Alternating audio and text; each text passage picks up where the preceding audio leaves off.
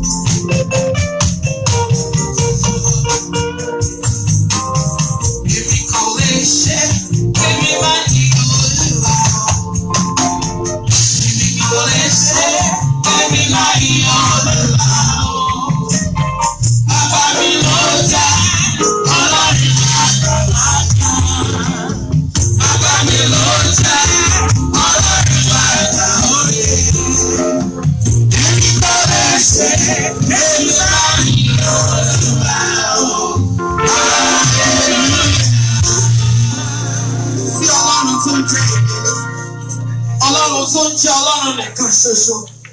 Ọba tí kò lè pín àpò rẹ̀ pẹ̀lú ènìyàn kan. Mímọ́ Ọlọ́run ìyanu gba ọpẹ́ wa. Ní orúkọ Jésù Kristi ti Násárẹ́tì ní àjọsìn. Àmín. Ẹ ké hallelujah.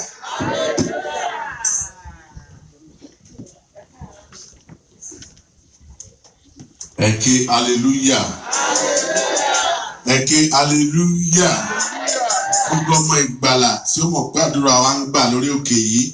Ẹ jẹ́ ká dìdú ká ké hallelujah ká yin Olúwa lógo. Ẹ ké hallelujah. Hallelujah. Ẹyin Jésù yìí lógo. Gbogbo fẹ́lẹ́dùmarè kábíyèsí Olúwa. Akéwà kọ́ àbọ̀síwájú la lówùúrọ̀ yìí ní ọjọ́ ìsinmi ọjọ́ Olúwa kejì nínú oṣù kejìlá 2018. Ògo ni forúkọ Olúwa. Kì í ṣe mímọ̀ ṣe wa tàbí agbára wa tàbí òtítọ́ wa tàbí iṣẹ́ ọwọ́ wa ṣùgbọ́n oore ọ̀fẹ́ Kristi ni a ní tí a fi dá wa sí di àkókò yìí. Lórúkọ Jésù oore ọ̀fẹ́ náà yóò máa bí ṣe fún gbogbo wa. Mi wá ṣe ọ̀pọ̀lọpọ̀ ọdún láyé àkúpalẹ̀mọ́ ọdún akọ ọdún. Lórúkọ Jésù ọdún náà yóò yàgò fún gbogbo wa. A ń dúpẹ́ lọ́wọ́ Ọlọ́run fún èyí tí ó ṣe kí a tó máa tẹ̀síwájú nítorí pé a jẹ́jẹ́ wípé tí Olúwa bá ṣe èyí tí a béèrè níwájú àti jù bẹ́ẹ̀ lọ pé a ó padà wá sérí òkè yìí láti wá yin orúkọ Olúwa. A dúpẹ́ lọ́wọ́ Ọlọ́run fún ìrìn àjò tí Olúwa pamọ́ gbogbo àwọn Ọlọ́run tí ó lọ sí Raleigh, North Carolina ní ọ̀sẹ̀ tí ó kọjá. A yin Ọlọ́run fún ìyanu tí ó ṣe gbogbo àwa tí a wo fọ́nrán ètò yẹn lórí amóhùnmáwòrán. A ó rí ìyanu tí Olúwa ṣe, a ó rí àwọn ènìyàn gbogbo tí Olúwa kó wá síbi dágundúró tí a ṣe kọjá ní ọjọ́ Olúwa tí ó kọjá. A yin Olúwa fún ìrìn àjò tí Olúwa pamọ́ ní àárín wa bẹ̀rẹ̀ látọ̀dọ̀ àwọn bàbá wa. Àwọn ọmọ Ọlọ́run bíi 7 sí 8 ni ó lọ sí ìlú Raleigh. Ọlọ́run ò jẹ́ kẹ́nikẹ́ni kí ó sọnù sọ́hùn. Ọlọ́run ò jẹ́ kí ìjì búburú kí ó jà. Ọlọ́run ò sì jẹ́ kí Sátánì kí ó ráàyè. Olúwa pa àlọ àti àbọ̀ ọmọ. Lọ́run ó ṣe iṣẹ́ ọba. Mú àwọn ènìyàn wá láti New Hampshire, láti Virginia àti gbogbo New York. Ọ̀pọ̀lọpọ̀ wọ ọkọ̀ òfurufú wọn wá. Olúwa ò jẹ́ ká ní àkọsílẹ̀ ibi. Àwọn ọmọ Ọlọ́run tó wà nílùú Raleigh wọ́n padà sílé wọn láyọ̀ àtàlàáfíà. Gbogbo àwọn tó gbà wọn lálejò wọ́n gba àlejò ọ̀ràn.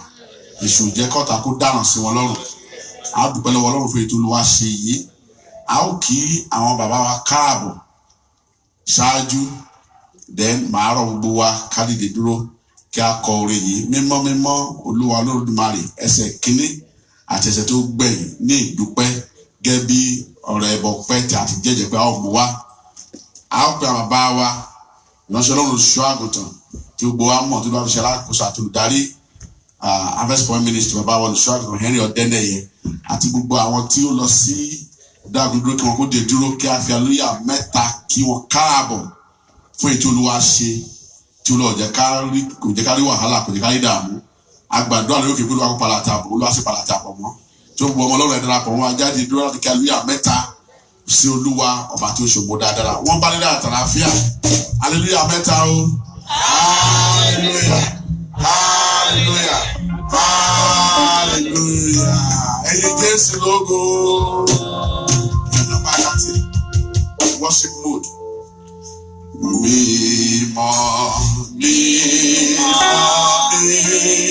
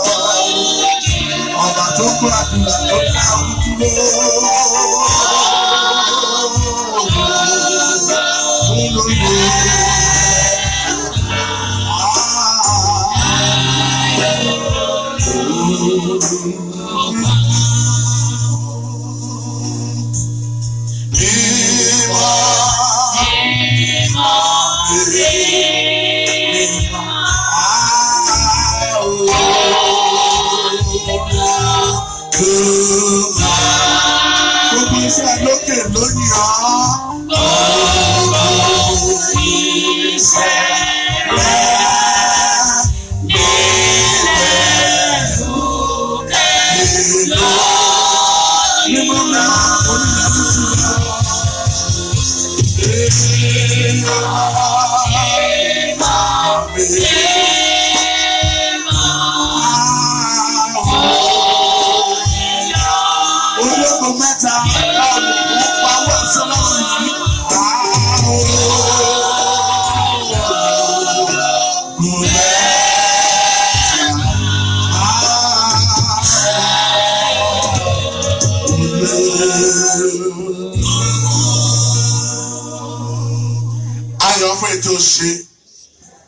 Bí ẹgbẹ́ ogun kan nínú agbo yìí á darapọ̀ mọ́ ogun ọ̀run láti yìn ọ́ fún ìrìn àjò tó pamọ́ fún iṣẹ́ ìyanu tí o ṣe nílùú North Carolina ní Raleigh ní ti Dagunduro ti ọdún 2018 tí a mú wá sí Dagunduro ní ìlú náà ní ọjọ́ olúwa tí ó kọjá. Àṣẹ ọlọ́ba pé ó ṣe ìṣe ọba ó pa iṣẹ́ ìjìnlẹ̀ mọ́. Òtúsílẹ̀ ò dání ìdè ò jẹ́ ká gba lẹ́tà ìbànújẹ́ ò jẹ́ ká bàbá akódélé bá ìbànújẹ́ á yan fún òwe tó ṣe dáadáa lórúkọ Jésù bí ìlérí àti májẹ̀mú wa àmú ọ̀rẹ́ bọ̀ pé wá Olúwa gba ọpẹ́ àti ìyìn wa.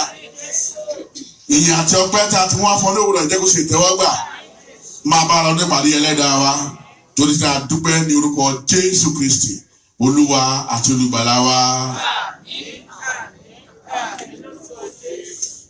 Ẹ jẹ́ kí a jókòó ẹ kí hallelujah ẹ kí hallelujah gbogbo ní forúkọ Olúwa. Àwọn bàbá wa yóò fún wa ní recap ohun tí ó ṣẹlẹ̀ àti gbogbo ìrìn àjò tí Olúwa ṣe ìrìn àjò dáadáa tàbí tí wọ́n bá yàn nítorí pé Olúwa jọba ní ìlú yẹn. Àwọn ọ̀pọ̀lọpọ̀ ìgbésókè Sátánì Olúwa tẹ̀ lórí ba. Olúwa ò jẹ́ ká sìnkú kò jẹ́ ká rígun jàǹbá kò jẹ́ kí ìṣẹ̀lẹ̀ bí kò ṣẹlẹ̀. Àdúró níwájú Olúwa lówùrọ̀ láti orúkọ Olúwa ògo ní forúkọ Olódùmarè. Láì kò fi àkókò wa ṣòfò a ó lọ láti lọ gbọ́ ọ̀rọ̀ Ọlọ́run lówùrọ̀ yìí. Àwọn bàbá wa náà ni Olúwa yóò lò fún wa lówùrọ̀ yìí nínú ìbùkún tí Olúwa pín àti tẹ̀síwájú ìbùkún náà wọ́n wá jáde sílẹ̀ fún wa lówùrọ̀ yìí. Ṣé ẹ múra tán láti gba ìbùkún Olúwa? Ṣé ẹ múra tán láti gba ìbùkún Olúwa? Ẹ darapọ̀ nígbà tí àwọn bàbá wa sórí òkè yìí pẹ̀lú àtẹ́lẹwọ́ láti yẹ jìnnà ayé bàbá wa olùṣọ́ àgùntàn Ọ̀dẹ́nẹ́yẹ. Hallelujah. Hallelujah. Hallelujah. Akinkulesa. Ekulema. Dáadáa la bá yín o. Ẹ ṣé púpọ̀. Ẹ kú àtìlẹ́yìn iṣẹ́ ìránṣẹ́. Táì tí mo fi sọ́rùn ara ẹ̀bùn tí ẹ fi fún mi fún pastor's appreciation. Hallelujah. Ẹ tọ́jú mi gidi gan nínú ìjọ yìí. Kì í ṣe ẹ̀kọ́ lọ́dún lẹ máa ń ṣe. Àwọn àgbàlagbà kan tí wà láàrin wa tó bá di Sunday wọ́n á fún mi lẹ́ńvúlò wọ́n á ní owó ògìrè o máa ní òdẹ mú òdì o ṣùgbọ́n màá gbà máa darí ẹ̀ síbi tí mo fẹ́ darí ẹ̀ sí. Ẹ ṣé púpọ̀ ẹ̀yin màmá mi gbogbo ẹ kú ìtọ́jú mi. Ẹ ṣé dídán tí mo ń dán ọwọ́ yín ni dúpẹ́ lọ́wọ́ yín gidi gan ni. Ẹnìkan wo táyì ó ní ó dẹ̀ bá ṣẹ́ẹ̀tì mo ní àṣírí tó wà ń bẹ̀ ni pé àwọn kan tó wà nídìí ètò wardrobe mi màmá Ọ̀dẹ́nẹ́ ó mọ kọ́rọ̀ tó bá mu á ti tò sílẹ̀ níjọ́ tí ẹ bá rí tí ò bá ti bá mu kẹwàá pé mi ni mo mu. Hallelujah. Ẹ ṣé mo dúpẹ́ ojú òní tì í lórúkọ Jésù. A pè Mrs. Alọ́fẹ́ ní ìṣẹ́jú márùn-ún wá sọ nípa àbọ̀ Raleigh. Èmi á wá sọ ohun tí a fẹ́ fi gbára níyànjú lónìí ó dúró lórí ọ̀rọ̀ ìsọtẹ́lẹ̀ tó jáde ní ọjọ́ Sunday tí a fi kásẹ̀ 21 days prayer and fasting jẹ́ ọkọ̀ Olúwa bá wa sọ̀rọ̀. Nínú ìsọtẹ́lẹ̀ yẹn náà ni ìwàásù díẹ̀ máa jáde ṣùgbọ́n dá ká gbọ́ ìsọtẹ́lẹ̀ lẹ́kùnrẹ́rẹ́ kò gbọ́dọ̀ sí àṣànù kì í ṣe ohun ènìyàn lẹ́gbọ́ o ṣùgbọ́n Ọlọ́run ló sọ̀rọ̀. Àbúrò mi Deborah Alọ́fẹ́ níwọ̀n ìṣẹ́jú márùn-ún kì í báyàn lójijì iṣẹ́ Olúwa ni kò lè kọyàn kú rárá. Hallelujah. Èké ayọ̀bọ ìwẹ̀rẹ̀. Eke hallelujah. Eke hallelujah.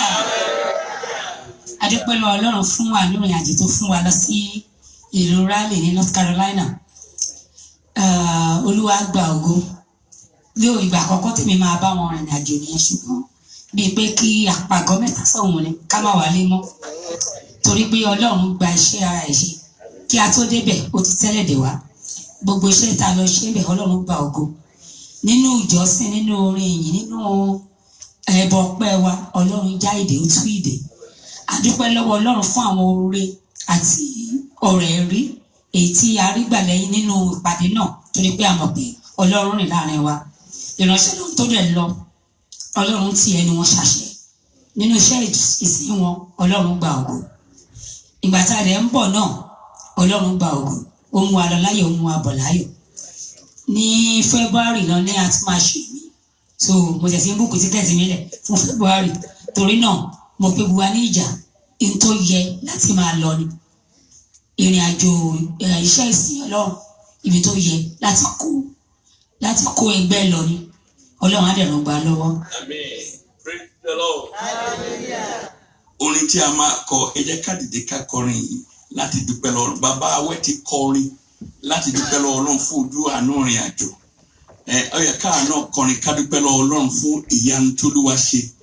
Mo rí màmá wa Títí Àfọlábí wọ́n ṣiṣẹ́ ìránṣẹ́ nígbà àkọ́kọ́ lójú mi. She is a good minister indeed. Èmi rò pé lédè Gẹ̀ẹ́sì nìkan ṣe ni màmá ti minister ni ṣùgbọ́n wọ́n gbé ka lédè Yorùbá mo ó sì yà mí lẹ́nu. Olúwa bùkún lórúkọ Jésù.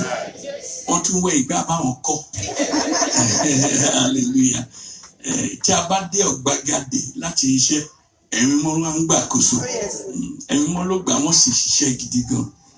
Àwọn ará Raleigh gbà wípé a ní ikọ̀ tó dáa. Aṣojú yín dáadáa, àdójútì yín. Hallelujah.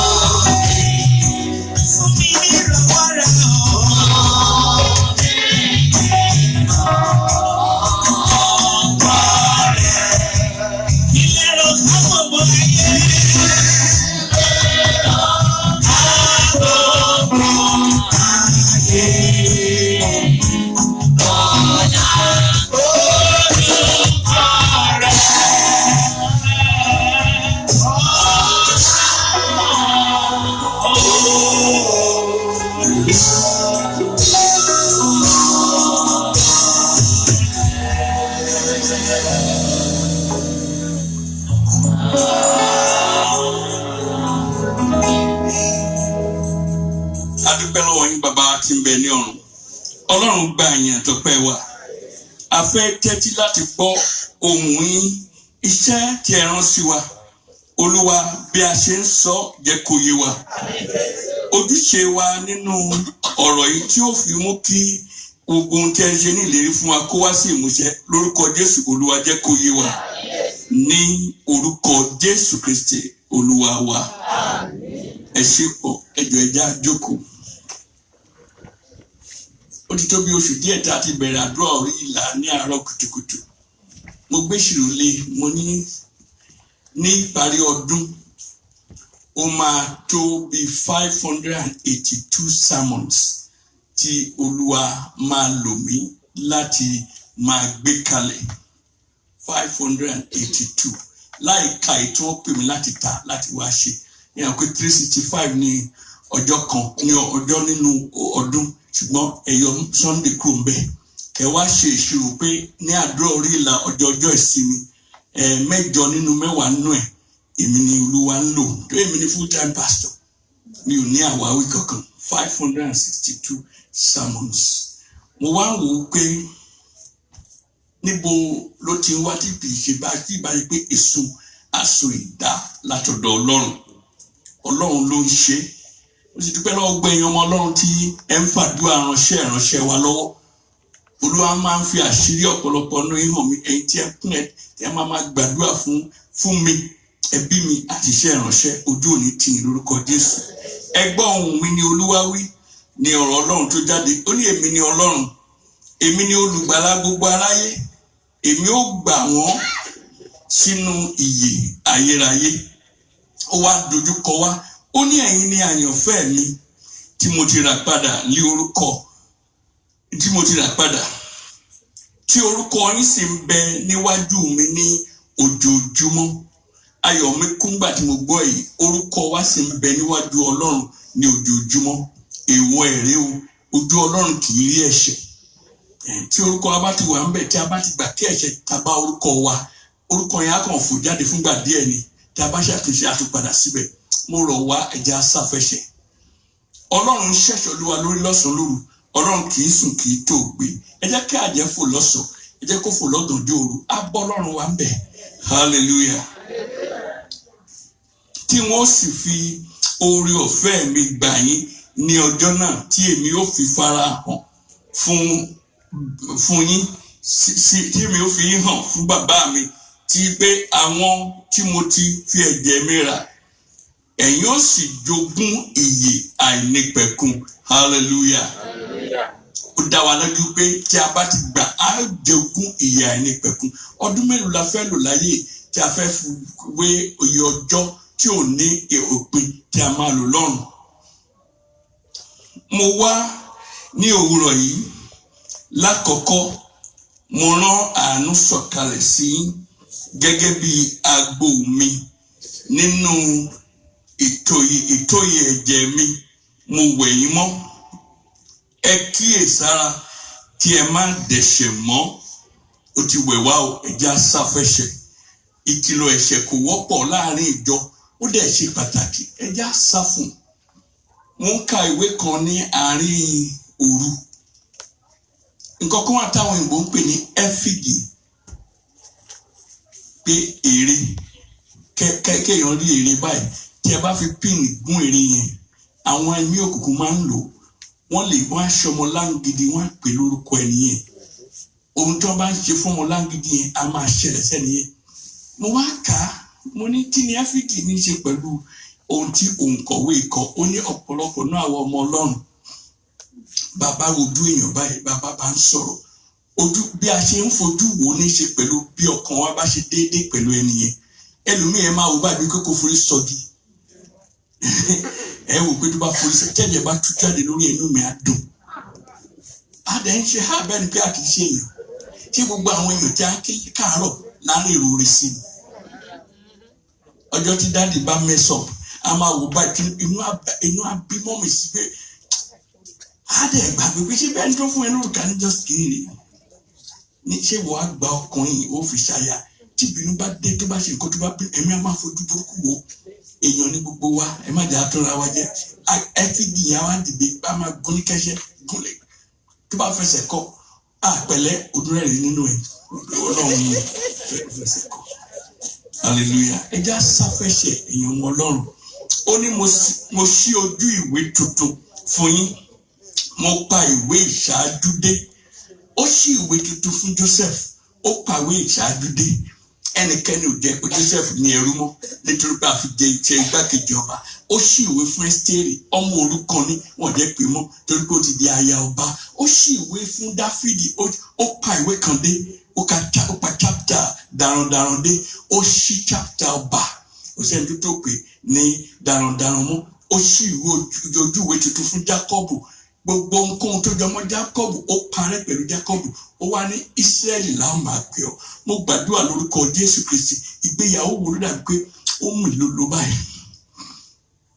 pé ṣé èrè á dúró ṣá àbí kò ní dúró a ó kàwé yẹn dé lórúkọ Jésù a ó ṣe ojú ìwé tuntun fún wa lórúkọ Jésù Kristi ó fún wa ní identity tuntun ó ní àwọn wo ni ó gbà wípé èmi ni Ọlọ́run orí ìjọ mi àárín yẹn mo fẹ́ ṣàlàyé kó lè yé wa Ọlọ́run ìjọ kan ṣoṣo lónìí Universal Church of Christ ìjọ tó fi gbé kalẹ̀ only one ni gbogbo àwa tó kù ẹ̀ka lára ìjọ ni ìtí Kristi bá ń sọ̀rọ̀ ìjọ ẹ̀ kò sọ̀rọ̀ dágun dúró ó ń sọ̀rọ̀ ìjọ Kristi ara ẹ̀ ní dágun dúró náà orúkọ ní dágun dúró ní ṣùgbọ́n ìjọ kan ṣoṣo ní Kristi ló fi jẹ́ pé àwa kì í gbà pé ẹnìkan wà tó ń jẹ́ founder ìjọ ẹnìkan kì í found ìjọ Kristi ló found ìjọ ẹ̀ ó ní èmi ó kọ́ ìjọ mi ẹnu ọ̀nà àpáàdì kò sì ní borí ẹ̀ bí o bá pè ń tiẹ̀ ó ń pè ẹnu ọ̀nà àpáàdì kó máa bọ̀ ni ó lẹ́jẹ̀ tí o lè fi dá dúró ó lágbára tí o lè fi dá dúró nítorí ẹ̀ láyéláyé ní ẹnìkan ẹni tó bá pè mí ní wọ́n bá pè general overseer máa wádìí ẹ̀ dáadáa nù kí n má bàa kọlu Ọlọ́run general kíni overseer kíni pastor ti tó ẹgbọ́n mi ò condemn ẹni tó ń pè ní general overseer ẹgbọ́n mi dáadáa ṣùgbọ́n founder ẹnu léwu púpọ̀ jù founder kíni ó ní èmi àwọn wo ni yóò gbà pẹ̀lú mi wípé èmi ni Ọlọ́run orí ìjọ mi ẹni tó bá gbà bẹ́ẹ̀ kó hallelujah kan àti rọ ẹnikẹ́ni tó bá pè é lórí ìjọ àti rọ lóye Kristi ni orí ìjọ ẹ̀ kò sẹ́lómi tó ń bá dù bí ẹ bá dẹ̀ bá dù ìjọ tí ń lẹ́ ń dálẹ̀ hallelujah ó ní tí wọ́n sì gba ohùn mi gbọ́ tí wọ́n sì tẹ̀lé mi títí dé inú ògo ó ní ògo tí ò ní túmọ̀ ògo tí ò ní túmọ̀ lèmi ó parẹ́ èmi ó pààrọ̀ a ó sì rí ògo mi lára yín èmi ó mú inú yín dùn a ó rí ògo Ọlọ́run lára wa lórúkọ Jésù Kristi bí a bá rí ògo Ọlọ́run lára wa ayé kì í ṣèyàn níwọ̀sí torí àṣẹ má ṣe ọmọ mi níwọ̀sí á farahàn ni ayé ò ní ṣe níwọ̀sí lórúkọ Jésù Kristi nígbà tí ògo Ọlọ́run hàn lára Joseph ohun tí wọ́n ṣe nílẹ̀ Egypt wọ́n ṣe wọ́n fún ní kẹ̀kẹ́ ẹṣin yẹn Bíbélì sọ ó ní kẹ̀kẹ́ ẹṣin tí a yà sọ́tọ̀ tí kẹ̀kẹ́ ẹṣin ọba tí a yà sọ́tọ̀ a yà sọ́tọ̀ wọn ò mọ ẹni tó ń fẹ́ fún ṣùgbọ́n jọ́ tí ògo Ọlọ́run yọ lára Joseph wọ́n wá jáde wọ́n sì fi géńdé méjì síwájú kẹ̀kẹ́ ẹṣin yẹn tó ń ké kábíyèsí fún ẹrú àná hallelujah èmi ó sọ agbègbè yín di ńlá èmi ó sì fún yín ní ayọ̀ hallelujah ìwọ àgàn búsáyọ̀ àti iṣẹ́ ojú rere sí ọ òde hallelujah ó kò sọ wa ká gbà tọ́lọ́run ni kò sọ tiwa ni ká gbà bí ẹ bá sì gbàgbọ́ gbà á rí bẹ́ẹ̀ lórúkọ Jésù bó bá sọ̀rọ̀ àgàn kì í ṣàgàn nípa tọmọ bíbí nìkan ṣo àgàn ohun rere ṣíṣe àgàn ni lórúkọ Jésù Kristi bólúwa yẹn sọ pé kẹ́ bú sáyọ̀ ohun tí ó mú ayọ̀ kún ayé yín Ọlọ́run á ṣe lórúkọ Jésù Kristi báyìí ni Olúwa wí ojú àánú mi ń sọ̀rọ̀ tó sì ń ṣàánú fún yín ojú àánú mi sì ń rọ̀ ó ń rọ̀ láàrin yín ẹ ó sọ̀rọ̀ ẹ̀rí lọ́la ní ìjẹ́dógún kọ́ lolúwa sọ àbí láàrin ìjẹ́dógún ẹ̀ sí òní mọ́tò 3 lọ́lọ́run ti rà fún wa hallelujah nínú mẹ́ta ẹ̀ méjì jẹ́ tèmi nínú ẹ̀ nítorí àwọn nínú àwọn mẹ́ta ẹ̀ wọ́n gbà pé mọ́tò táwọn ń lò tẹ́lẹ̀ wọ́n á gbé fún mi ṣe é rí pé nígbà tí a ṣe passport separation mo tẹ́ ọmọ gba kọ́kọ́rọ́ ọwọ́ tó gba kọ́kọ́rọ́ mọ́tò àlòkù ló máa gba tuntun lórúkọ Jésù Kristi kò sí kankan tọ́lọ́run fi fún mi tẹ́mi máa kọ̀ wọ́n gbé mọ́tò àlòkù yẹn fún méjì ni mi ò ní sọ model yẹn kẹ́ má bàa fojú wá àwọn èèyàn méjì wọn kò fún mi ẹni pé Honda kan wà ń ta ẹni kẹrin tó máa lo Honda ẹni yẹn tí n bá gba mọ́tò àlòkù bẹ́ẹ̀ mo ń tọ́jú ẹni tó bá dé tí ò bá rí mọ́tò àgbẹ̀ fún mo yá ni màá gbà padà lọ́wọ́ ẹ̀ mo fún yàn mọ́tò wọ́n fún mi ní màá gbà padà mo yá ẹni ó ti gbára mọ́tò tuntun ìjọ tó bá sọ̀rọ̀ ẹ̀rí lẹ̀ máa gbọ́ mi ní sọ ẹ̀kọ́ má dàbí pé mo ń ṣòfófó ṣùgbọ́n ó ti dá mọ́tò mi padà fún mi mo dẹ̀ ti allocate ẹnìkan máa gbé lọ́nà àjọ Monday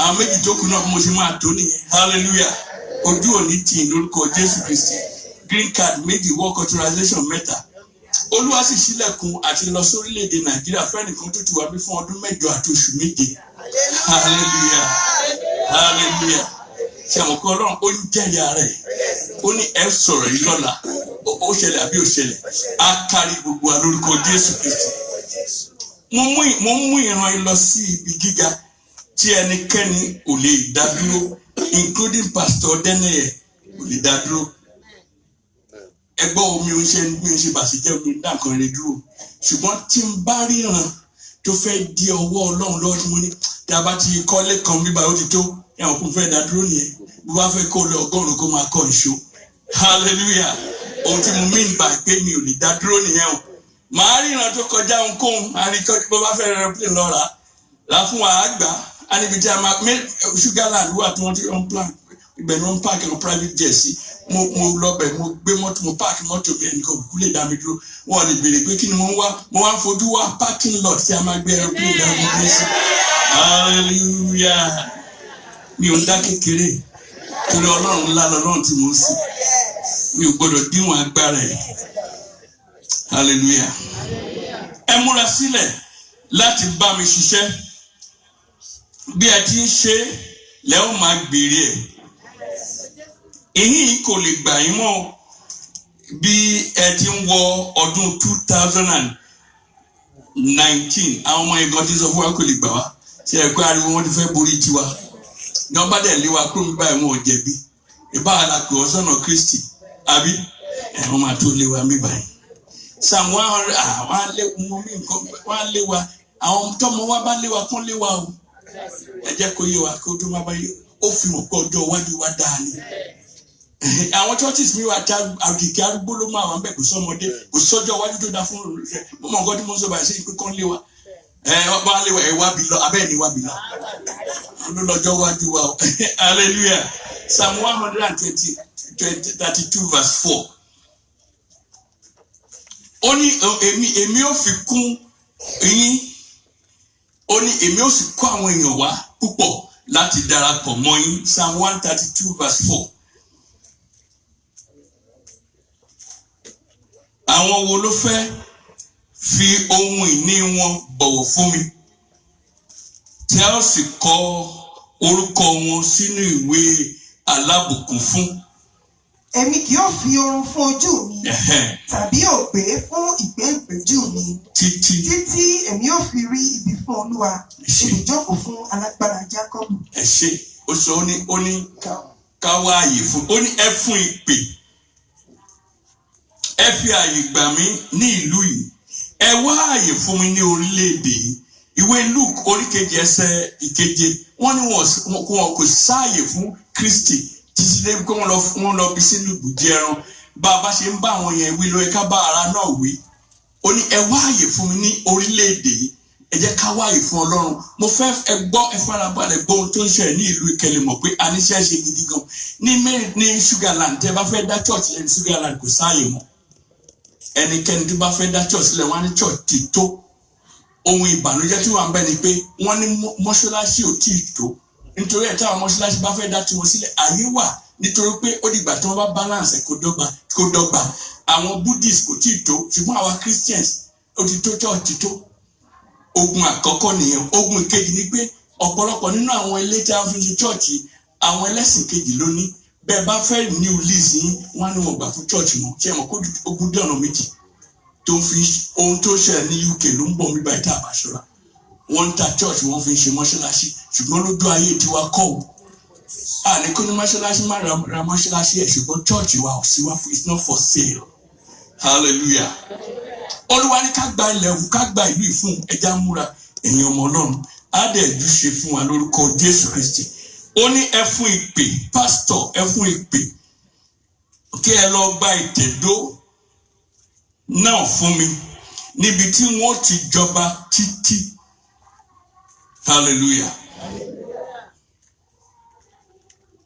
mo ń kó àwọn ènìyàn bọ̀ ṣùgbọ́n ẹ̀yin tí ẹ wà nínú ilé ẹ sapá kẹsì ẹ ṣẹ́pá ṣẹ̀ṣẹ̀ fún mi kí ìbùkún yín kí ó lè pọ̀ ju ti àwọn tó ń bọ̀ lọ Matthew chapter 20 verse 9 Matthew 20 verse 9 àti olùfẹ́ ìbùṣe o ohun tí a máa fi ṣe wàásù lónìí náà nìyẹn Matthew chapter 20 verse 9 tí a mọ̀ kó sọ fún wa ó láwa tí a wà nílé kò kọ̀ wá èyí tí nínú ìfidùn nìyẹn kì í ṣe pé ó kọ̀ wá fáwọn tó ń bọ̀ ó ní ṣùgbọ́n ká ṣẹ́pàṣẹ́sẹ̀ fóun láti iṣẹ́ ẹ wá fetí sí nǹkan tọ́lọ́run sọ bíbá yes ma. nígbà tí àwọn tí a pè lákòókò wákàtí 11 ọjọ́ dé. nígbà tí a pè àwọn tí a pè ní wákàtí 11 late ni yes. gbogbo wọn gba owó idẹ kankan. ẹ máa ká lọ. ṣùgbọ́n nígbà tí àwọn tí ó ti ṣáájú dé wọ́n ṣe bí àwọn ó gbà jù bẹ́ẹ̀ lọ olúkúlùkù wọn sì gba owó idẹ kankan nígbà tí wọ́n gbà á tán wọ́n kùn sí baálé náà wípé àwọn ará ìkẹyìn wọ̀nyí ṣiṣẹ́ kìkì wákàtí kan ìwọ sì mú wọn wá bá wa dọ́gba àwa tí ó ti ru ẹrù tí a sì faradà òru ọjọ́. ó sì dá ọ̀kan nínú wọn lóhùn pé ọ̀rẹ́ èmi kò ṣiṣẹ́ sí ọ èmi kò ṣiṣẹ́ sí ọ ìwọ kì yóò bá mi pinnu rẹ̀ sí owó idẹ kan ní ọjọ́ ní òòjọ́ gba èyí tí í ṣe tìrẹ kí o sì máa bá tìrẹ lọ èmi ó sì fi fún ìkẹyìn yìí gẹ́gẹ́ bí mo ti fi fún ọ.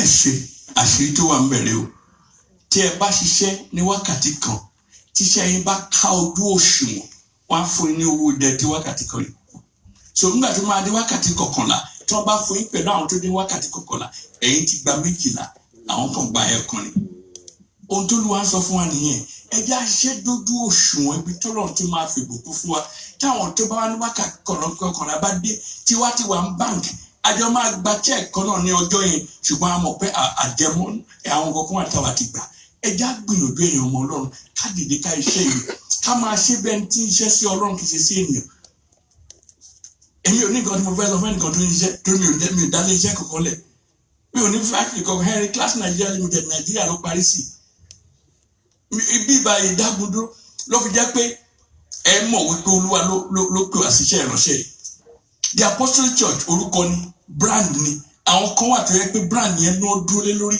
tí wọ́n fi débi tí wọ́n dé kò sí ìwọ̀n bẹ́ẹ̀ o tí n bá gbé signboard church mi sí ibà tó jẹ́ bí redeem láì tiẹ̀ mọ̀ pastor tó wà bẹ́ẹ̀ àwọn èèyàn á yà wá àbí wọ́n ní yà wọ́n á débẹ̀ kan tó mọ̀ pastor tó wà bẹ́ẹ̀ brand nìyẹn nígbà táwa dé ìlú kò sí brand Dágúndúró kò sẹ́ni tó mọ̀ Dágúndúró abini látẹnumẹ láti sọ tẹ́lẹ̀ pé Dágúndúró làwọn máa pè tó bá fi dúró kẹmọ̀pọ̀ Ọlọ́run hallelujah ẹ jẹ́ ká sapá kájọ ṣiṣẹ́ olúwa yìí káwọn tó ń bọ̀ welcome kó máa bọ̀ ṣùgbọ́n bọ́n ṣe ń tẹ̀síwájú wọ́n máa bá wa wájú ní lórúkọ Jésù Kristi a ò ní dẹ́yìn ẹni lórúkọ Jésù John chapter 9 verse 4 yàmọ̀ kó mo ń sọ mo ní exposition pẹ̀lú ìwàásù náà là ń papọ̀ ó ní èmi ni mo ní iṣẹ́ rẹ èmi ni mo ní fàdákà rẹ èmi ò bùkún fún ọ bí ẹ bá jẹ́ gbà láti ṣẹpasẹsẹ fún mi láti ṣiṣẹ́ bí ẹnikẹ́ni bá dé ilẹ̀ náà ẹ ó yìn mí lógo nítorí a ó mú ẹ̀gàn yín kúrò ara ẹ̀gàn tó máa mú kúrò rẹ 500 years làwọn African Americans ti ṣe nílùú 500 years plus bá a ṣe débí kò ní ìgbà fún wọn ní identity wọn ti ẹ̀ ní bèrè pé bóyá Yorùbá ní àbí Calabar wọn ní African American 500 years àwọn program kan tí a máa ṣe lọ́dún tó ń bọ̀ a máa empower ara wa financially a máa gba agbára àti ní ọ̀rọ̀ nípa àdúrà mo wá ń ṣe àwọn research kan 150,000 hotels ló wà ní ìlú Amẹ́ríkà lápapọ̀. Nínú 150,000 hotels yẹn 52% of them àwọn kọ̀ọ̀rà ló ní Indians 52. India àkọ́kọ́ tó kọ́ wá sí ìlú yìí wọ́n ní $10 ló mú wá sí ìlú yìí. Economic class ló wọ̀ tó fi wọ̀ ìlú yìí. Kò tí ì lo 500 nílùú yìí wọ́n tí ì lo 500 years. Wọ́n ní wọ́n tí ì lo tó 50 ọdún ní ìlú yìí. $10 ni wọ́n mú wọ̀lú. Wọ́n ti gba 52% of 150,000 hotels. 150,000 hotels ní mélòó ní ti àwọn African American bíi tèmi àtẹ̀yìn 150 péré. Ṣùgbọ́n a fẹ́ jí ògo mi jí. Ògo wa láti jí o. A máa pèrè àwa níjà. Bó jẹ́ party la máa reduce ẹ̀. Àwa náà fẹ́ bẹ̀rẹ̀ sí ní gba àwọn ènìyàn ṣiṣẹ́. Ẹ bá dé gas station 90% of the gas stations kọ̀ọ̀rọ̀ àlẹ́ máa bá bẹ̀ kí ló dé? Wọ́n ti gba bẹ̀lẹ́ àwọn Vietnamese àti Chinese ti gba bẹ̀lẹ́ ẹ jẹ́ káà náà wádìí kan gbà. A ó gbà lórúkọ Jésù Kristi. Ẹ má bẹ̀rù, a ó jí ògo wa jí lórúkọ Jésù Kristi. Businessman ni mí, business tara mi ni mo ṣe, wọ́n á ṣiṣẹ́ business bàbá mi, business acumen ní èṣù wa mi bá mi ò sọnù, á lò nínú iṣẹ́ Olúwa lórúkọ Jésù Kristi. Èmi kò lè ṣe aláìṣe iṣẹ́ ẹni tí ó rán mi. Nígbà tí í ṣe ọ̀sán, òru ń bọ̀ wá nígbà tí ẹnìkan kì yóò lè ṣe. Ẹ ṣe ẹja ṣe Olúwa fún wa ṣe lórúkọ Jésù. Nítorí àkókò máa gé kú máa lọ straight sí Exodus chapter 25. Mo fún ìpè yẹn ni o, mo fún ìpè yẹn o. Olúwa ní ká gba ilẹ̀ fún Exodus chapter 25 verse 1 and 2. Ẹ fún ìpè kí ẹ lọ gba ilẹ̀ náà. Mo fún ìpè gẹ́gẹ́ bí Olúwa ti sọ ẹja jọ gbà. Yes ma. Olúwa sì sọ fún Mósè pé sọ fún àwọn Ísírẹ́lì. Sọ fún àwọn ọmọ dagun dúró pé kí wọ́n kí ó mú ọrẹ fún mi wá. Ẹ mú ọrẹ fún Ọlọ́run wá. Lọ́wọ́ olúkúlùkù ènìyàn tí ó bá. Olúkúlùkù wa ẹbí kankan ẹ mú ọrẹ wá fún iṣẹ́ Olúwa yìí. Fífúnni tinútinú ni kí ẹ̀rí kí ó gba ọrẹ mi. Ẹ lọ sí 8 and 9 the same chapter. Kí wọ́n kí ó sì ṣe ibi mímọ́ kan fún mi. Kí wọ́n ṣe ibi mímọ́ kan fún mi. Kí èmi kí ó lè máa gbé àárín wọn. Yes. Gẹ́gẹ́ bí gbogbo èyí tí mo fi hàn ọ́ nípa àpẹẹrẹ àgọ́ àti àpẹẹrẹ gbogbo ohun èlò inú rẹ̀. Ó ti fi design yẹn hàn mí. Káwa gbé kalẹ̀ hallelujah. Mo wà lọ́mọ 29 ni mo ti ń ṣe Olúwa ní building 29. My first involvement in building was in Maiduguri. Wọ́n ní ẹjẹ́ káká òrùlé church ká expand ẹ̀. Wọ́n ṣe expand àwọn èèyàn ní àti kọjá àyè wa o. Mo láti fẹ́ rú láti parí ẹ̀ mo ní gbogbo òun ní mi máa kólẹ̀. Àpẹẹrẹ ilé ojú ò gbọdọ̀ ti ṣe Olúwa. Ojú òun ti Ọlọ́run láti bá ṣe dìde ni. Àkọọ́lẹ̀ wà record first building project tí mo ṣe. Bá a parí ẹ̀tọ́ bá a ṣe dé Fàkọ̀ Agége ni building project tún ṣe ló tún yọ ọdún. Mo ní ọ̀rọ̀ bí ilé ò máa tán náà ọ̀rọ̀ mi kẹ̀ ló tún dé àtijọ́ ṣe ni àjọ parí ẹ̀ ni. Wọ́n á rán mi lọ jáde kí láti lọ dá ìjọ kan sílẹ̀ ní ọba wọlé. Wọ́n ní building wọ́n fún wa nílẹ̀. Wọ́n bá fún yàn nílẹ̀ a lè dúró lórí ilẹ̀ ká máa ṣe sí. Building ni akọ building ni a commission house lọ́dọ̀ transfer mi kúrò bẹ́ẹ̀. Wọ́n gbá wọn mú lọ sí ibì kan tí wọ́n pè ní Màjìdún. Àtúndébẹ̀ àwọn gàmbàrí ló pọ̀ mẹ́ àmúlójúdó mo dé àárín àwọn èèyàn mi àwọn bẹ̀rẹ̀ sí fi gàmbàrí wàásù lọ́jọ́ Easter. Àwọn 20 nínú wọn fa ayé wọn fún Kristi iwájú ilé baálẹ̀ láti ṣe sí. Mo sọ fún baálẹ̀ mo ní ẹ wá àyè fún wa mi baálẹ̀ fún wa nílẹ̀ oníṣùgbọ́n ẹ̀sán owó ẹ̀ o. Ṣé mi tí mo lead wọn lọ tí wọ́n bá sọ pé aṣọ wọn máa pa àlọ́ lé sọ pé ẹ̀sán wo ni màá fowó lẹ̀ náà. Alàgbà ni mí gbà yẹn aralẹ̀ alẹ́ foundation wọ́n ti gbé mi kúrò mbẹ̀ ọ̀rọ̀ bí ilé kì í tán náà ọ̀rọ̀ mi hallelujah. Mo tún dé ìlú Amẹ́ríkà ní the Apostolic Church Simon mo tún ṣe kòǹgẹ́ bàbá rẹ̀ àwọn ẹlẹ́rìí mi rè wọ́n ní èmi ní chairman building committee building yẹn dúró àbí kò dúró o tún wá débi Olúwa tún ní kí n tún fún pé mo ní hábà ó yá Ọlọ́run ìpè ó yá from the age of 29 I'm now 66 hallelujah. Ẹgbẹ́ nǹkan tí bàbá mi nínú Olúwa sọ nínú Bíbélì follow those who through patience and faith inherit the promise. Ká tẹ̀lé wọn àwọn wò lá ń tẹ̀lé ìwé Joshua mọ́mẹ́bà asárẹ́kà ká gbàdúrà ká máa lọ bí la máa parí ẹ̀ sí 14 Joshua chapter 14 verse 10, 11, 12 and 13 á jíṣe fún wa lórúkọ Jésù. Ẹ má bẹ̀rù Ọlọ́run ló máa ṣe at the age of 29 yes ma. Ǹjẹ́ nísinsìnyí kíyèsí Olúwa dá mi sí gẹ́gẹ́ bí ó ti wí. Olúwa dá mi sí gẹ́gẹ́ bó ṣe wí. Láti ọdún kò jẹ́ kí ikú rèwerèwe kó pa mí mọ́ ẹ̀ṣẹ̀ bẹ̀rẹ̀ ní ẹgbọ́ ẹ̀rù ikú ò bà mí ṣùgbọ́n mi ò ní kú lọ́mọdé. Tí àwọn kọ́ọ̀tù ní kẹ́rù kú báyìí mo mọ bí tí mo ń lọ ẹ̀rù ikú ò bà mí ṣùgbọ́n mi ò ní kú kékeré yes ma. láti ọdún márùnlélógójì wá. Táwọn màmá mi bá ń sọ pé àwọn àmì kú kékeré tí ẹ mọ̀ pé ọ̀nà tèmi sì tèmi. Bí mo ṣe gbé àdúrà màmá ò jẹ́ kó wọ́n dára ń bí ìjẹ́ ọ̀gbìn. Ẹ ó dàgbà lórúkọ Jésù Kristi. Wọ́n ní Bíbélì sọ pé ọmọ kékeré á kú ní ọmọ 100. Ẹ̀mí kún àti àlàáfíà lèmi ò fi tẹ́ Ọlọ́run bí ò bá tí ì tẹ́ mi lọ́rùn mi ò lọ bí kankan o. Káre màmá mi, yá ẹ máa kà kí n máa gbọ́ mọ́ mi.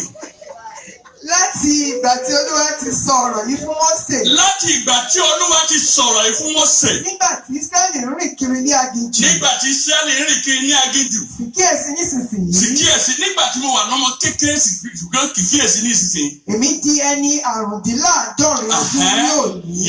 Síbẹ̀ èmi ní agbára ní òní gẹ́gẹ́ bí mo ti ní ní ọjọ́. Mo ní agbára ní òní gẹ́gẹ́ bí mo ṣe ní Maiduguri at the age of 29. Yes.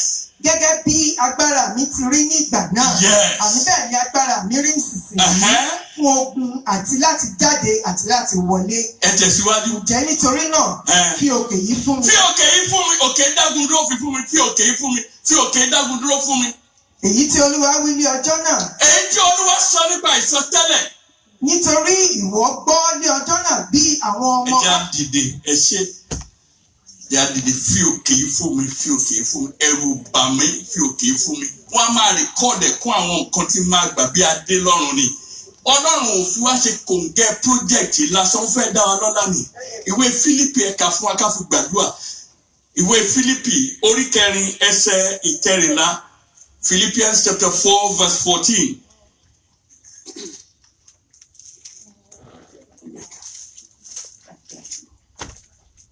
Yes, David. Oh yeah.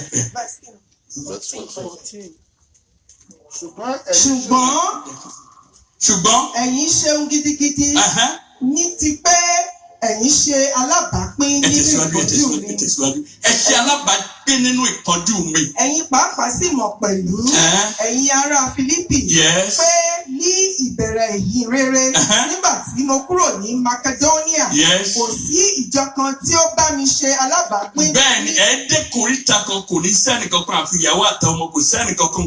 Yes. Ní ti gbígbà àti fífún ni bí kò ṣe ẹ̀yin nìkan ṣoṣo. Ẹ tẹ̀síwájú mà. Nítorí ní Tẹsalóníkà gidi ẹ̀yin ránṣẹ́ ẹ sì tún ránṣẹ́ fún àìní mi. Ẹ lọ sí 17 nítorí àkókò. Kì í ṣe nítorí tí èmi ń fẹ́ ẹ̀bùn náà. Ẹ gbọ́ kì í ṣe nítorí pé èmi ń fẹ́ ẹ̀bùn náà. Ṣùgbọ́n èmi ń fẹ́ èso tí yóò máa di púpọ̀ nítorí yín. Mo ń fẹ́ àkáǹtì fún yín lọ́rùn ni.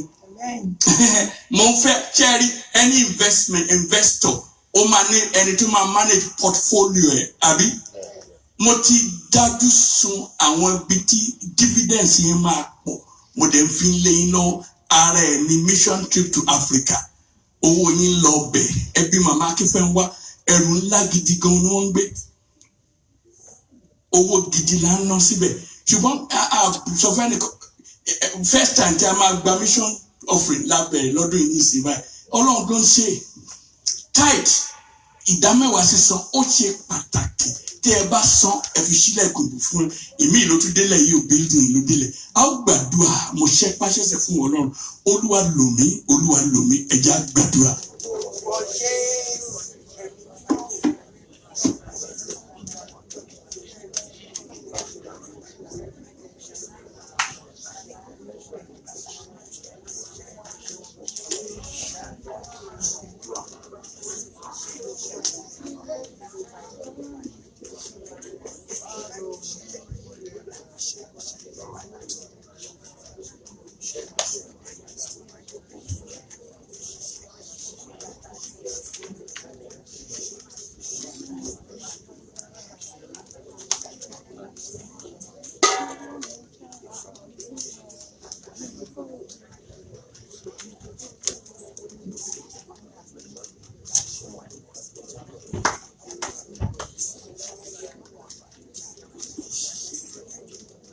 Ní orúkọ Jésù Kristi Olúwa wa bàbá wa tí ń bẹ lé ọ̀run a yọ̀ pé Olúwa bá wa sọ̀rọ̀ lọ́nà tó yàtọ̀ torí pé Olúwa fẹ́ rẹ̀ sí wa ó ń fi ọ̀nà àlàáfíà ọ̀nà tẹ̀síwájú ọ̀nà ìbùkún ọ̀nà ìgbéga hàn wá a yọ̀ fún etí ìgbọ́ tó fún wa lórúkọ Jésù Olúwa gba ọpẹ́ wa lórúkọ Jésù Olúwa gba ayé wa ó ti bá wa sọ̀rọ̀ gẹ́gẹ́ bí ọmọ, ó ti pè wá ní ìjà, ó ti ràn wá lọ́wọ́ láti gbọ́ ọ̀rọ̀ rẹ.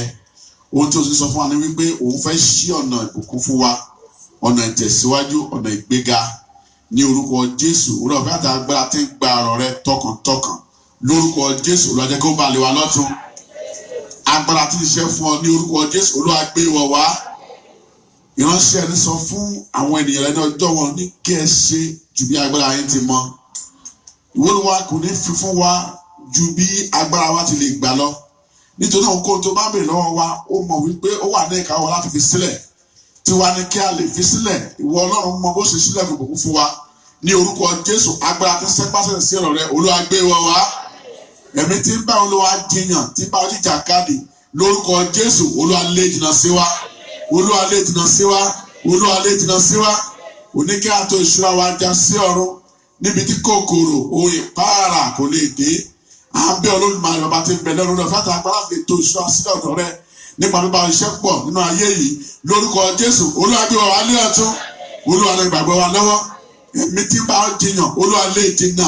Ẹ̀mí tí ń bá ọ dẹ́gbọ̀n, Olúwa lé jìnnà sí wa. Olúwa mú ọwọ́ wa lé, sọ agbára wa di ọ̀tún.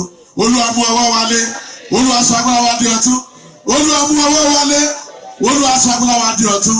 Olúwa ràn wá lọ́wọ́ ká lè bá ọ ṣiṣẹ́, ká lè gbèrè iṣẹ́, ká lè jèrè iṣẹ́ náà, ká lè jọba pẹ̀lú ẹni ìjọba ọ̀run.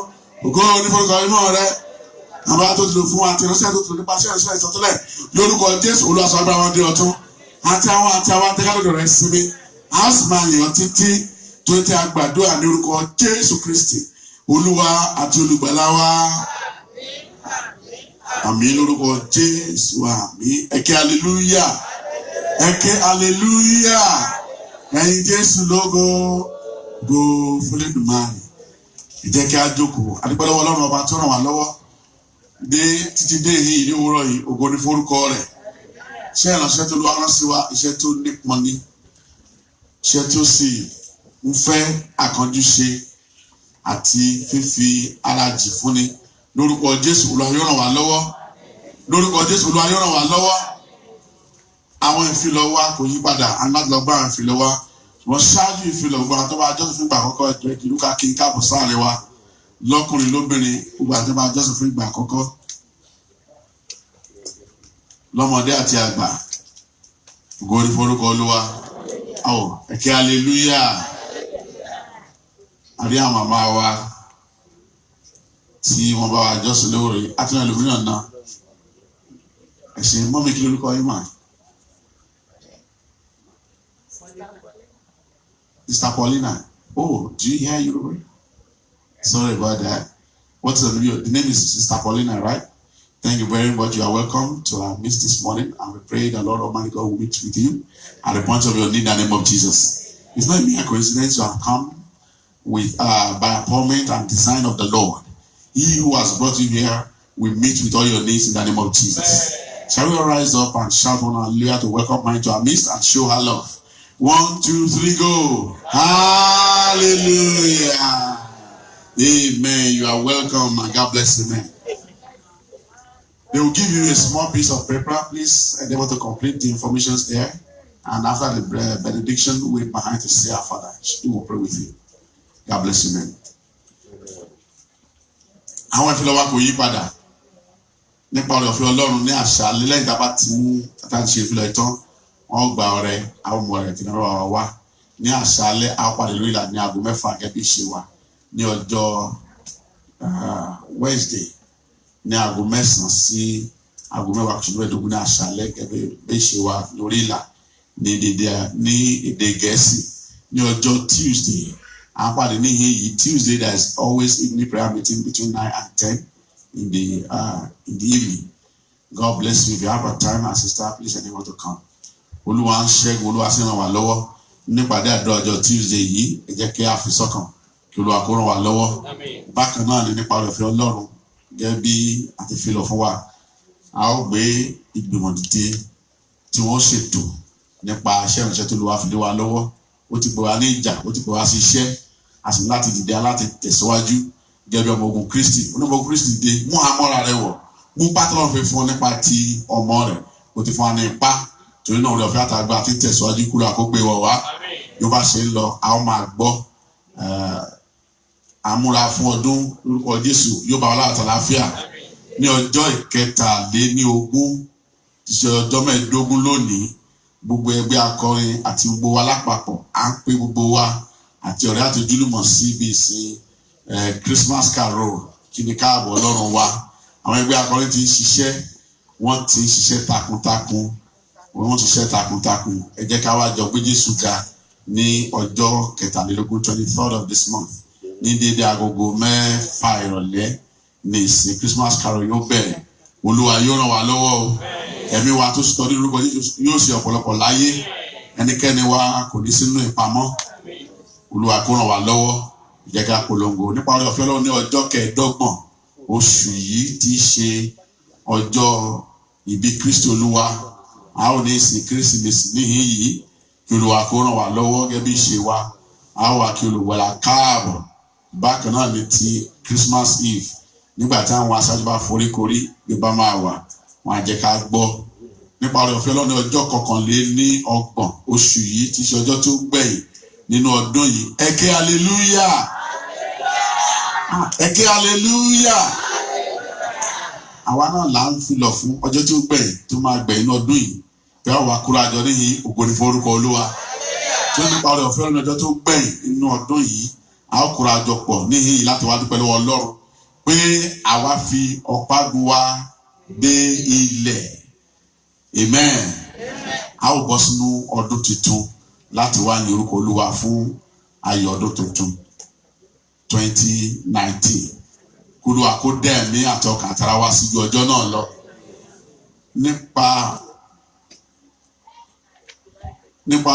oore ọ̀fẹ́ Ọlọ́run ní ọjọ́ 16 oṣù yìí òun arábìnrin wa evangelist ẹjẹ bá mi gbé sórí àrọ̀ fọ́nrán arábìnrin wa Olúṣọlá Òtúnáìkè wọ́n pè wá síbi ìsìn ìdúpẹ́ àti ìgbẹ̀yìn bàbá wọn tí ló wá pè sílé ògo Elder Titus Olúrántí Àkàndé Olúṣèṣí tí wọ́n kú dédé 90 ọdún nílùú wá pè wọ́n sọ́dọ̀ ara rẹ̀ wọ́n pè wá síbi ìpàdé yìí ní ọjọ́ 16 oṣù yìí ní Christ Evangelical Anglican Church Hall tí ó wà ní 10161 Howin Drive Houston Texas 77036 Olúwa kó sọ àjọ ọjọ́ náà lọ ní dédé aago 5 ìrọ̀lẹ́ ni ìyẹn ní ọjọ́ mẹ́jọ ìní ni ètò yìí yóò wáyé kí Olúwa kó ràn wá lọ́wọ́ ọmọ èrè agbẹ̀yìn àwa náà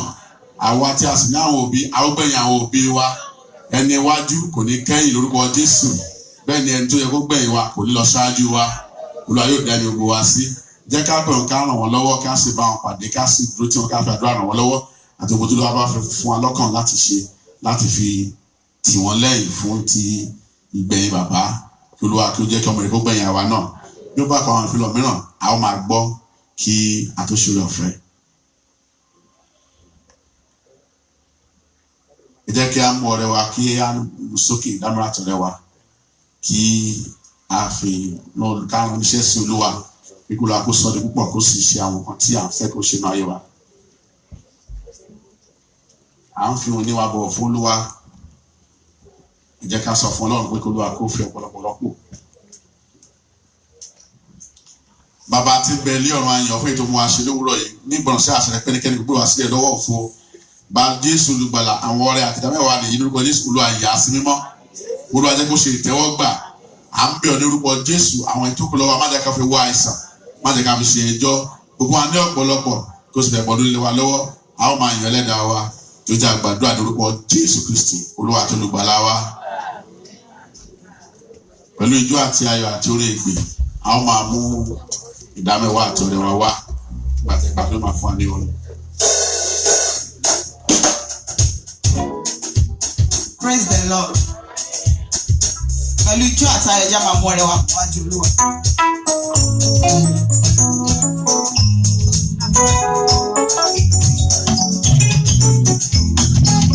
Oríire mo ríire mo ríire la ọmọ. Ó ṣe ní lọ́rẹ̀. Oríire ta. Oríire mo ríire mo rà àdúgbà ọmọ. Ó ṣe ní lọ́rẹ̀.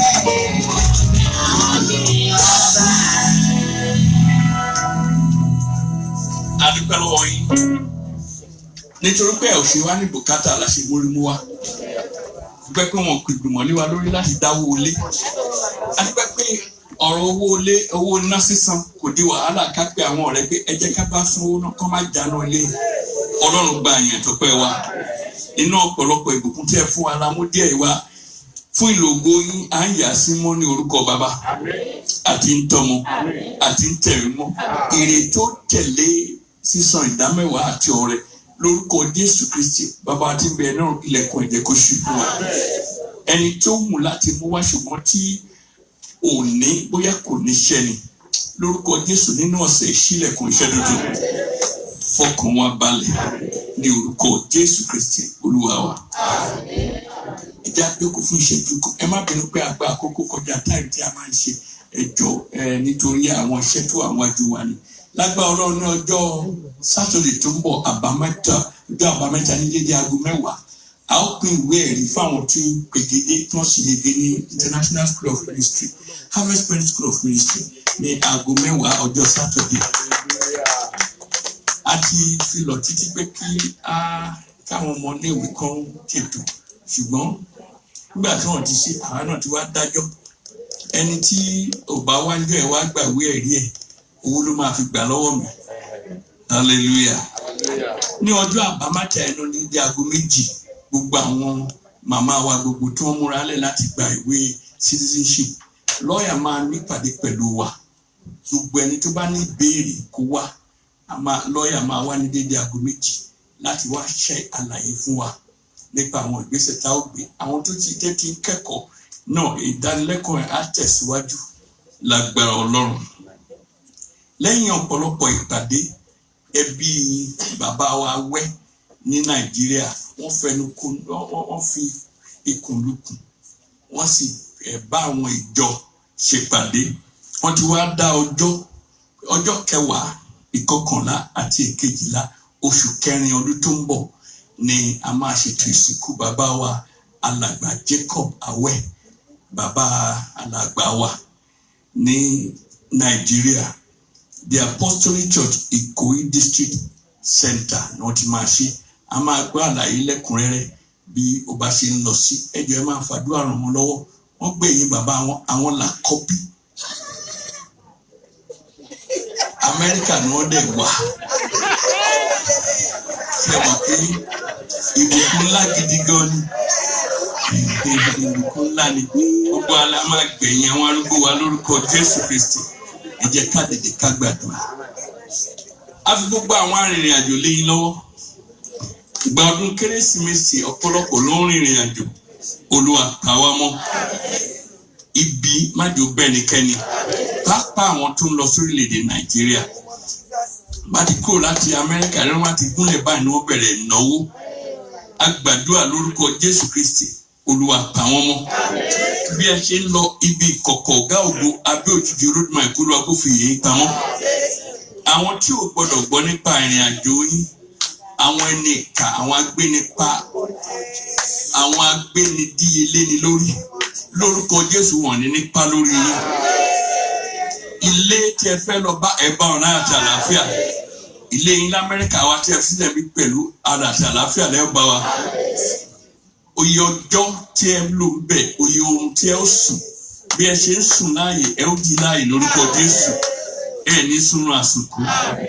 ibi tí ò yẹ kẹ́ ti sọ̀rọ̀ lórúkọ Jésù ẹ ní sọ̀rọ̀ ibi tó yẹ kẹ́ ti dákẹ́ lórúkọ Jésù Kristi ẹ ò ní sọ̀rọ̀ oye ohun tí ẹ ó sùn ibùsùn tí ẹ ó sùn kẹ́ tó gbé hàlẹ̀ Ọlọ́run á yà sí mímọ́ oye ọkọ̀ tí ẹ wọ̀ lórúkọ Jésù Ọlọ́run á yà sí mímọ́ bí ẹ bá nídìí láti gun ọ̀kadà lórúkọ Jésù kò ní gbẹ̀mí yín ẹ ní fẹ̀mí ṣe ìrúbọ ìrìn àjò yín ẹ̀yà ara yín kankan ò ní sọnù nígbà tí ẹ padà sí ìlú Amẹ́ríkà iṣẹ́ ò ní bọ́ ẹnikẹ́ni tó bá dà wọ́n lẹ̀ fún yín mo dúró lórí ọ̀rọ̀ Ọlọ́run sọ pé ẹni tó bá dà wọ́n fúnra ẹ̀ ní ó kó sí fúnra wọn nìkan kó sí lórúkọ Jésù ẹ ó padà pẹ̀lú ọ̀rọ̀ ẹ̀mí ní orúkọ Jésù Kristi Olúwa wa jẹ́ kí orúkọ Jésù Kristi Olúwa fẹ́ mọ́ ti Ọlọ́run ìdàpọ̀ tẹ̀ mímọ́ kó bá gbé láti sìn àti títí láéláé àmín àmín àmín lórúkọ Jésù àmín hallelujah mẹ́ta o hallelujah hallelujah